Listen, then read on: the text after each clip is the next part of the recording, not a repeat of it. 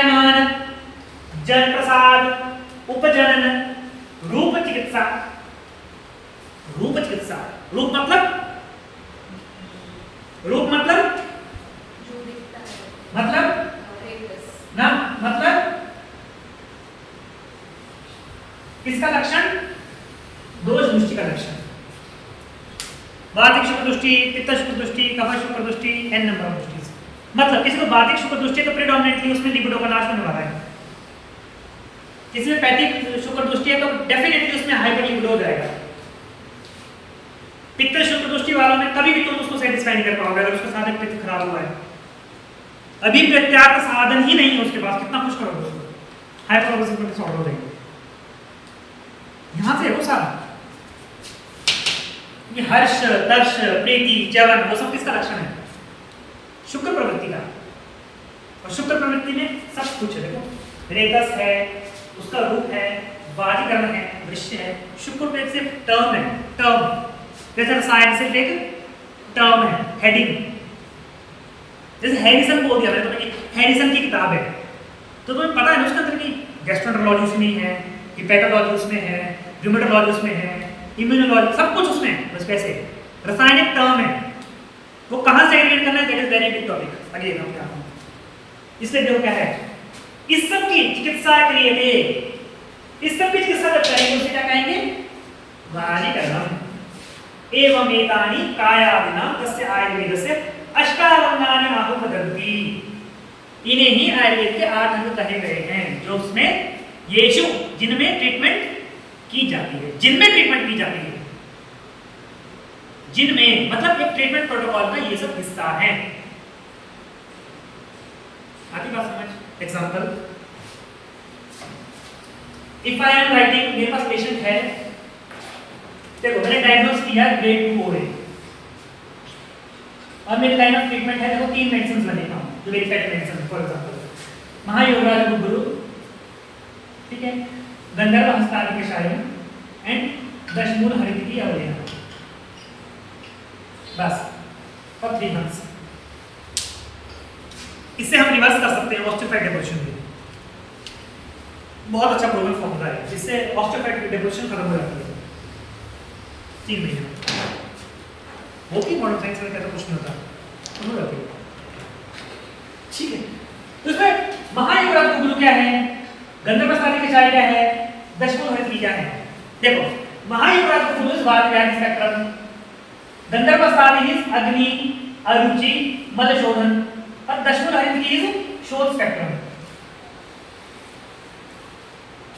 अब बोलो उस घुटने में जहां ये सब कुछ हुआ है,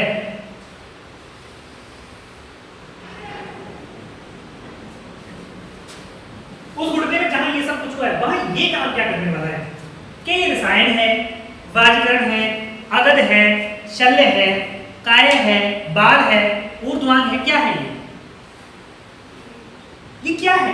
ये मेरा ट्रीटमेंट, ये जो मॉडलिटी क्या है मेरी?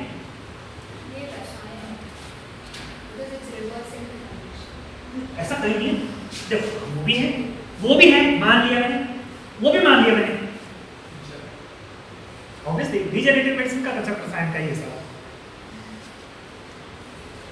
विशेष मानने वाला रीजनरेटिव मेडिसिन लिखा है, देखो भाई चलो कोई नहीं। फिर नहीं, जरा हमें नहीं पता, मैंने कब बोला बुधाया, जो हमने पढ़ा उसके बेस पे कह रहा हूं मैं। क्या ये काय चिकित्सा है? इस काय चिकित्सा 1 काय चिकित्सा है। अब शल्य भी है, किसी को निर्विष, हाँ, निर्विषात्मक संप्राप्ति है, इसलिए निर्विषात्मक शल्य चिकित्सा है।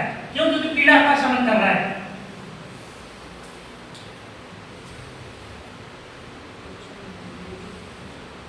और based on age of patient, age नहीं, एज है नहीं स्पेक्ट्रम। अब बोलो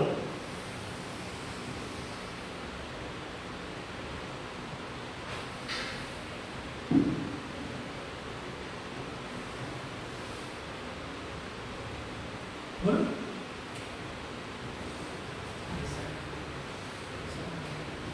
रसायन तो है, इसलिए मैंने ये ट्रीटमेंट लिखी।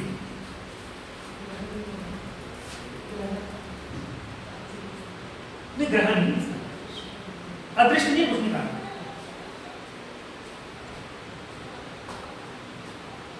तात्पर्य क्या समझे कि जब मैंने ऐसे लिखा ना तो ये पूरे तीनों टाइप की ट्रीटमेंट मॉडलिटीज में इस प्रिस्क्रिप्शन लिखने के लिए यूज कर रहा हूँ, क्या चिकित्सा की, शल्य की और रसायन की। तो मतलब ये तीनों में क्या किया इसने, क्या किया, क्या किया, चिकित्सा। चिकित्सा दो तरह की है, हेतु विपरीत, व्याधि विपरीत। नाउ डिपेंड्स कि हम कहां टारगेट कर रहे हैं, इधर क्या टारगेट, हेतु विपरीत और व्याधि विपरीत। अब महायुगराज को ब्लूज कंडीशन में क्या है, हेतु विपरीत है कि व्याधि विपरीत है, महायुगराज को ब्लू ऐसी कंडीशन में क्या है, इट्स हेतु व्याधि विपरीत।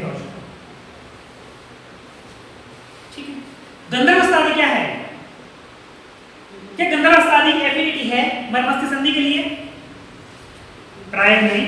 मलशोधनाय अग्निरुचि बलाय, कोष्ठ की तात्पर्य क्या है, हेतु विपरीत संप्राप्ति टारगेट होती है। दशमूल हरित की क्या है, शोध स्पेक्ट्रम, तात्पर्य क्या है, शोध स्पेक्ट्रम, वात, पित्त, कफ, रक्त।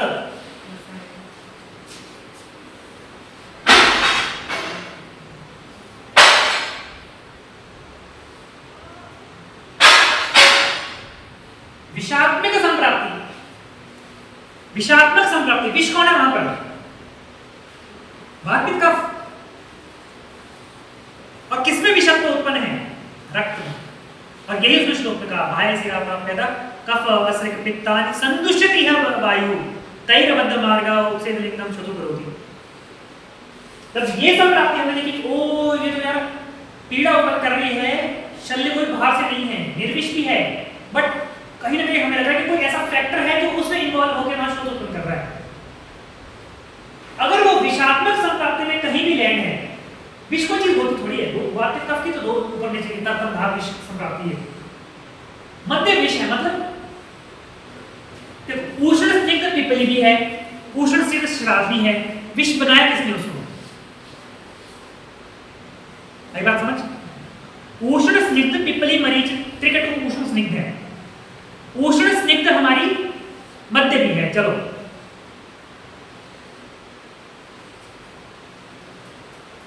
उसको बनाया किसने है विष, प्रभाव, मात्रा, काल, इन सबसे ऊपर एक और चीज है, वो क्या है, पुरुषम पुरुषम वीक्षय, how body is reacting towards that thing. किसी को इतनी सी चढ़ जाती है, किसी को इतनी भी नहीं चढ़ती है, तात्पर्य क्या है उसका। सेम प्राण की शराब दो लोग पी रहे हैं, किसी को एक पूरा खंबा चाहिए, किसी को एक गिलास में टूटना हो जाएगा, वो फिर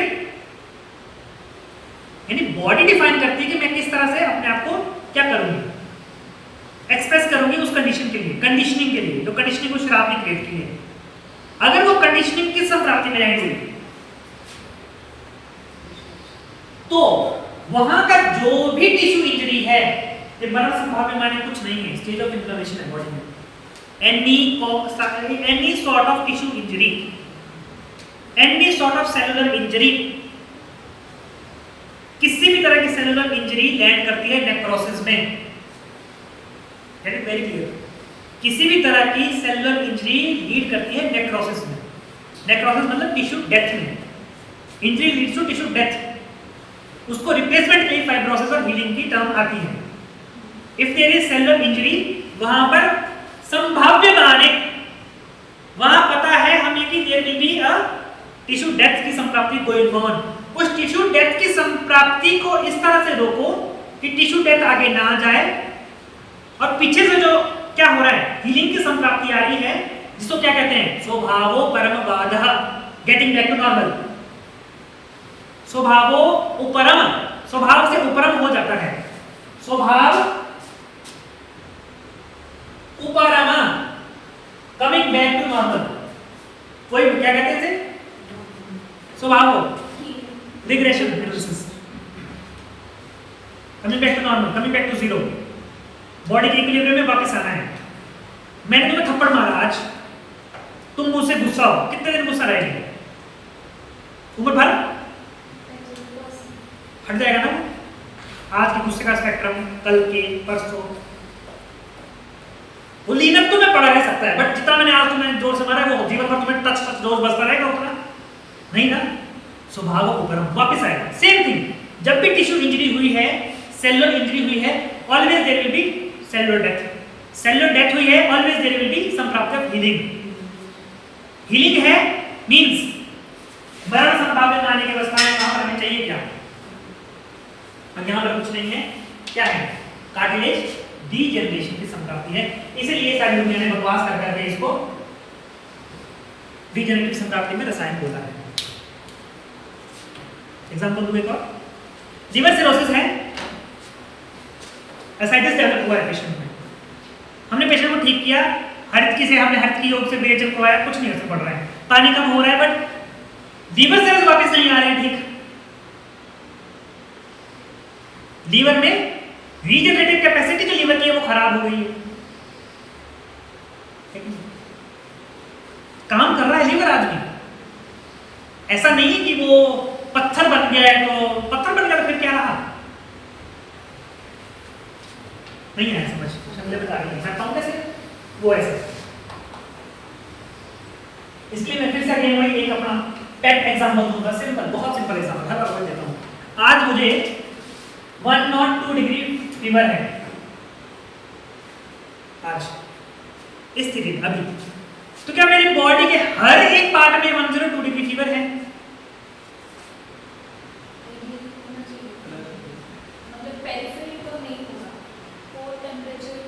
देखो पहली बात ये होगा कि पेरिफेरी में नहीं होगा, कोर में ज्यादा होगा, मतलब वेरिएशन वहां है। दूसरी बात, ये 102 या मतलब मैं बोलूं इसको मैंने एक्स नाम की बीमारी बोला, क्या ये एक्स नाम की बीमारी मेरे हर एक सेल में है? नो। और यही सच्चाई है, मतलब अगर आज मुझे 102 डिग्री फीवर, मतलब इसका मतलब है कि 80% बॉडी का मेरी बीमार है, एटलीस्ट 20% तो मेरी ठीक है। एग्जांपल, मतलब क्या मेरे एक बुखार होने पर अगर लिवर प्रोफाइल बिगड़ा है तो क्या मेरा किडनी प्रोफाइल भी बिगड़ जाता है? क्या मेरा एमआरआई ब्रेन का बिगड़ जाता है? क्या मेरे सीएसएफ भी बिगड़ जाता है? क्या मेरी हड्डियां खराब हो जाती हैं? ऐसा होता है? नहीं ना, ऐसा कभी भी नहीं होता। एक चरणबद्ध तरीके से कुछ कुछ होता है कि यहाँ कुछ हुआ है तो यहाँ के लक्षण दिखेंगे, यहाँ कुछ हुआ है यहाँ के लक्षण दिखेंगे। हो सकता है ये एक दूसरे से लिंक्ड हो, बट ऐसी कंडीशन में 80% यहाँ के दिखेंगे, 20% यहाँ के दिखेंगे। उसी को स्वतंत्र और परतंत्र कहते हैं। परतंत्र रूप से बहुत सारी चीजें एस्टेब्लिश हो सकती हैं और परतंत्र का उतना डोमिनेंस नहीं होता है, डोमिनेंस एक ही चीज का होता है। तात्पर्य क्या है इस चीज का, कि एक टाइम पर पूरी की पूरी बॉडी व्याधित नहीं होती। अगर व्याधित हो जाएगी तो एक लक्षण है, वो क्या है, मरण। तो उसी को अरिष्ट कहते हैं। आती बात समझ? अरिष्ट सूचक तब आ जाएगा जब 80-20 आ जाएगा। उस पर कहीं अगर ऐसा हो गया कि लॉजी 100% है तो बोलते हैं मल्टीपल ऑर्गन फेलियर, 2 दिन रहता है पेशेंट उसका खत्म। तो उसमें भी ट्रीटमेंट क्या है बेसिकली, यहां हाँ, इसलिए रसायन पढ़ने के लिए क्या आना चाहिए सबको ढंग से। हाँ, जब मैं हमेशा से बोलता हूं रसायन वही पढ़ सकता है जिसको कायदे से आती है, जिसको कायदे से नहीं आती उसको रसायन पढ़ने का कोई अधिकार नहीं है। दोष, धातु, मल और अग्नि, ये 4 चीजें जिसको ढंग से आती है। कायदे से जस्ट रसायन इज जस्ट अ खेल, just a game based upon, वो तो कायदे से है। यहां तो कहीं आया तो आया कहीं शरीर को बचाने के लिए क्या करूं और ऐसा क्या करूं कि शरीर मर जाएगा। दैट इज कायदे से, दैट इज रसायन तंत्र। उसको तंत्रीभूत किया है 4 चैप्टर्स में। पहला क्या है आपका आयुर्वेद,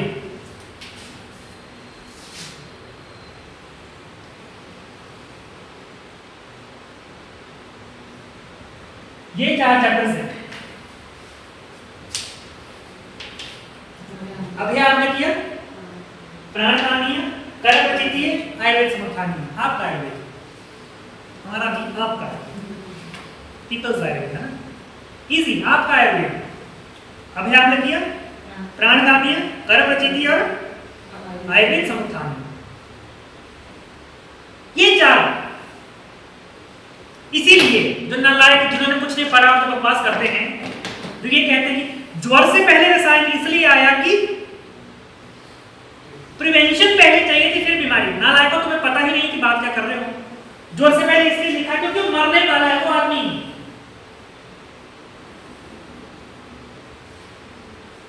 उसको स्टेज 4 का कैंसर है, वो सिर्फ 6 महीने रहने वाला है, उसके आगे कोई नहीं है जो उसका वंश चलाए।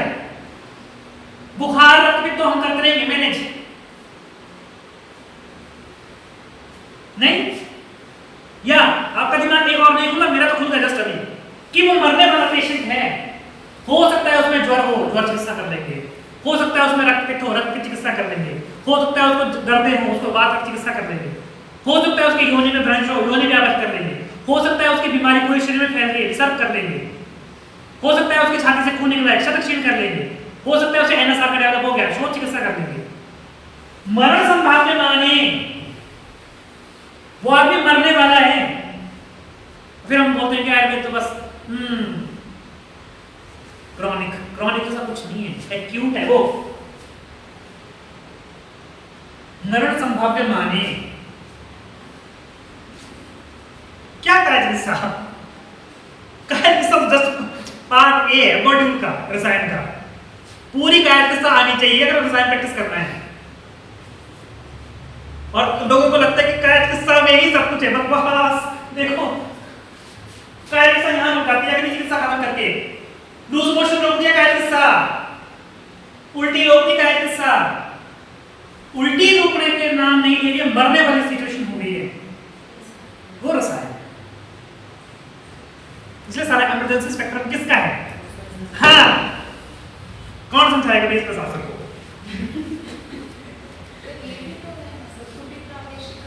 वो बड़ी दूर की बात है, वहां पहुंचे वो कुछ अलग बात है। एक श्लोक है सिर्फ अभी कि है क्या, वाई बाकी यार, व्हाट न्यू आया आज डिस्कस, क्यों क्या है वो अपने आप में एक बहुत लंबी स्टोरी है। वो अलग बात है कैसे, जब ये WH फैमिली पूरी समझ आ जाती है रसायन की, तो लगता है पता कि ये धातु में रसायन मतलब। अब तुम्हें कह रहे तुम लोगों ने बकवास लिखी थी ना, मेदवह स्रोतस में गुगुलू, किसने बोला?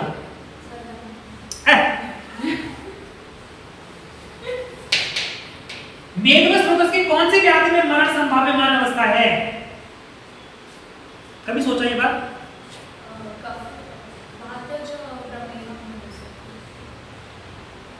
तो गुगुलू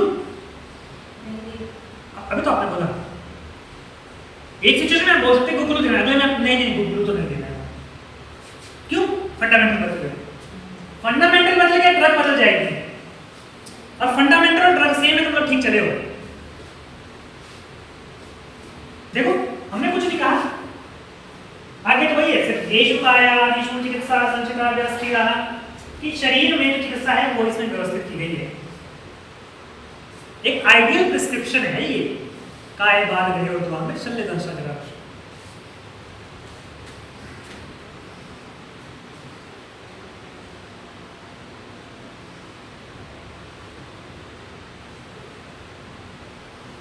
देखो चिकित्सा क्या है, देखो व्याधि किते धातु व्याधि प्रतिकार, धातुओं में जो व्याधि है उसको दूर करना चिकित्सा है। देखो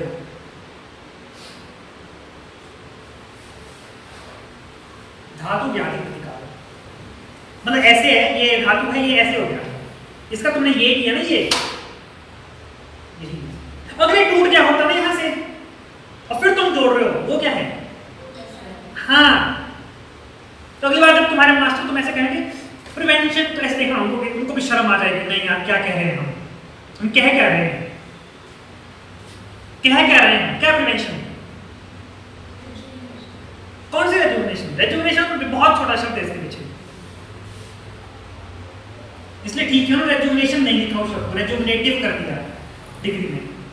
रेजुविनेशन तो बहुत अच्छा होता है, ठीक है।